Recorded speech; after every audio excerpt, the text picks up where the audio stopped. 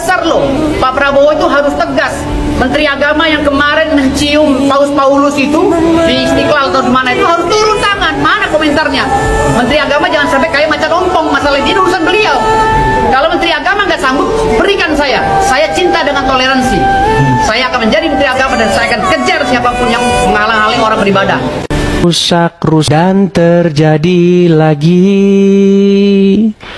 Orang Islam ngerusak-rusak lagi.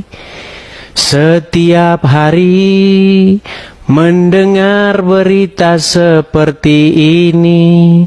Emang dasar orang Islam tiada hari tanpa rusakin rumah orang. Itulah dia ya. Dan ya, selama ini saya lihat ya wajah-wajah yang sangat islami, wajah-wajah yang mencerminkan ajaran agama Islam. Nah, apakah benar pengrusakan rumah di Padang ini cermin ajaran Islam yang sejati? Apa benar Islam itu adalah yang mengajarkan kekerasan kepada non-muslim? Nah, ini kita bahas. Ini tema menarik nih. Tema ini nggak bakal berani diangkat di TV One.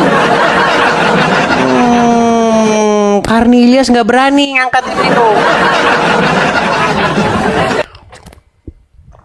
Takut nanti Karni Ilyas di demo.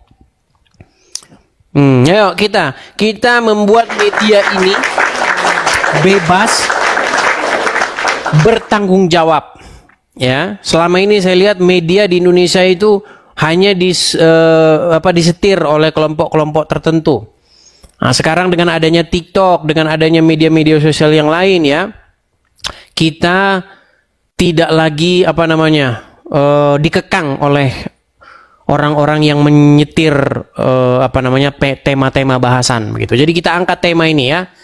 Gak akan berani diangkat di TV ini. Mana berani? Apakah memang ini cerminan ajaran agama Islam? Ya, apakah itu oknum? Ayo, silakan naik. Tidak terjadi. Hal-hal seperti ini tuh kenapa selalu terjadi di Indonesia gitu, Bang? Kalau menteri agamanya saya jamin tidak terjadi. Ya, saya akan tekankan agar polisi tegas menghukum mereka dan tidak ada damai. Kalau menteri agamanya saya saya jamin itu. Saya jamin 1000% kalau saya menteri agamanya tidak akan ada lagi intoleran. Saya akan tangkap, saya akan kejar mereka sampai ke pelosok. Bang, tapi kalau dilihat dari video tersebut kan cukup mengkhawatirkan ya, Bang. Mengingat di situ juga ada beberapa anak kecil juga yang diusir dari rumah doa gereja itu. Itu gitu. berkali-kali terjadi. Selalu ada anak kecil yang melihat dan menyaksikan masalah ini. Ini masalah besar loh. Pak Prabowo itu harus tegas. Menteri Agama yang kemarin mencium Paus Paulus itu di Istiqlal atau di mana itu harus turun tangan. Mana komentarnya? Menteri Agama jangan sampai kayak macan ompong, masalah ini urusan beliau. Kalau Menteri Agama nggak sanggup, berikan saya. Saya cinta dengan toleransi. Saya akan menjadi Menteri Agama dan saya akan kejar siapapun yang menghalang-halangi orang beribadah. Mereka bilang itu gereja agama. Lalu semalam saya mendapatkan WA apa? Mereka bilang itu gereja. Mereka mau bakar, mau hancurkan. Dengan kejadian tadi itu Pak RT dan Pak RW bawa saya di belakang. Ada entah siapa, nggak tahu siapa. Mereka ribut antara mereka. Ketika kejadian tadi itu di warung itu terjadi pertengkaran antara mereka. Ketika beliau ini menyatakan bubarkan itu tidak diizinkan, ramai orang itu memerangi itu Pak Wali. Bubarkan ibadah itu, acara itu. Orang memegang kayu, anak kecil Pak Wali dipukul Pak Wali, kaca Pak Wali. Kursi, kipas angin, meteran diputuskan. Jadi luka perasaan bapak-bapak tentu kami pahami. Di perjalanan tentang bagaimana situasi, kondisi, komunikasi selama ini, inilah yang tadi Pak Datuk sampaikan perlu kita evaluasi. Namun apa yang terjadi itu tidak bisa kita pungkiri, itu sudah terjadi hari ini.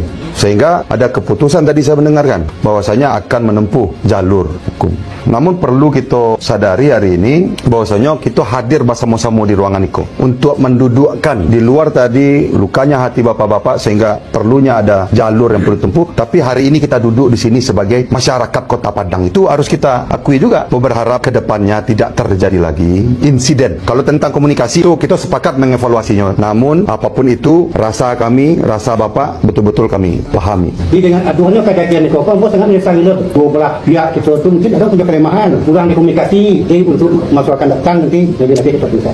Kota Padang ini kita jalani selama beberapa bulan terakhir. Inilah yang menjadi niatan kita. Apa itu? Tentu tidak ada sekat, tidak ada perbedaan di antara kita. Bahwasanya kita duduk bersama toleran. Apalagi saya selaku wali kota, saya harus mengedepankan itu karena kita memang betul-betul beragam. Kota ini ibu kota. Jadi pemahaman itu saya yakin ada di kita bersama. Namun realitanya insiden inilah yang melukai perasaan Bapak dan khususnya keluarga. Saya selaku wali kota memohon maaf terhadap insiden yang sudah terjadi. Tentu pada hari ini menjadi sebuah pelajaran penting bagi kita bersama. Tidak bisa kita kecilkan apa yang sudah terjadi ini. Jadi luka perasaan bapak-bapak tentu kami pahami. Di perjalanan tentang bagaimana situasi, kondisi, komunikasi selama ini, inilah yang tadi Pak Datuk sampaikan perlu kita evaluasi. Namun apa yang terjadi itu tidak bisa kita pungkiri. Itu sudah terjadi hari ini.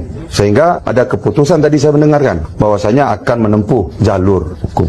Namun perlu kita sadari hari ini bahwasanya kita hadir bersama-sama di ruangan untuk mendudukkan di luar tadi lukanya hati bapak-bapak sehingga perlunya ada jalur yang perlu tempuh. Tapi hari ini kita duduk di sini sebagai masyarakat Kota Padang, itu harus kita akui juga. Berharap ke depannya tidak terjadi lagi insiden. Kalau tentang komunikasi itu kita sepakat mengevaluasinya. Namun apapun itu rasa kami, rasa bapak betul-betul kami pahami. Kota Padang ini kita jalani selama beberapa bulan terakhir. Inilah yang menjadi niatan kita. Apa itu? Tentu tidak ada sekat, tidak ada perbedaan di antara kita.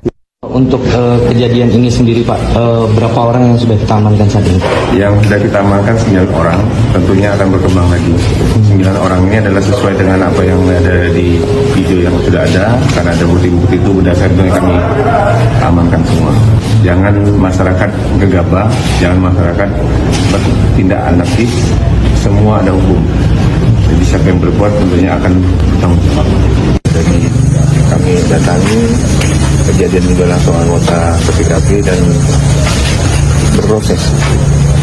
Tapi punya kondisi betul-betul. Kondisi insya Allah. Tadi bincang-bincang sama warga sini, bagaimana kemudian? Warga tadi kan tanya, saya tanya kan aman, nggak ada ini apa-apa. Ya, intinya adalah aman, pasti aman. Sudah terkendali. Mungkin ada himbauan sedikit ke masyarakat mana? Ya, himbauan kepada masyarakat tolong jangan bertindak sendiri yang tidak baik. Kalau ada apa-apa lebih baik dibicarakan dengan aparat setempat. Ada pihak kelurahan, ada babinnya, ada babinsa, ada kapolsek. Jadi kalau bertindak sendiri ya nanti resiko sendiri. Tentunya yang rugi siapa? Yang rugi ya sendiri juga. Kita ini adalah negara hukum. Tentunya semua ada aturan hukum. Tidak bisa kita bertindak anarkis atau kemauan sendiri. Semua bisa dibicarakan, bisa dikomunikasikan. MUI menganggap mereka Majelis Ulama Indonesia kembali resah. Kenapa banyak orang Islam yang murtad?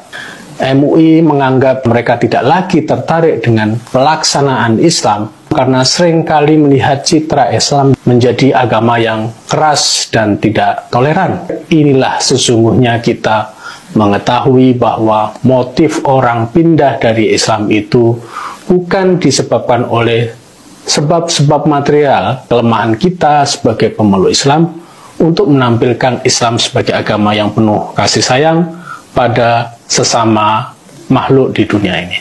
Majelis Ulama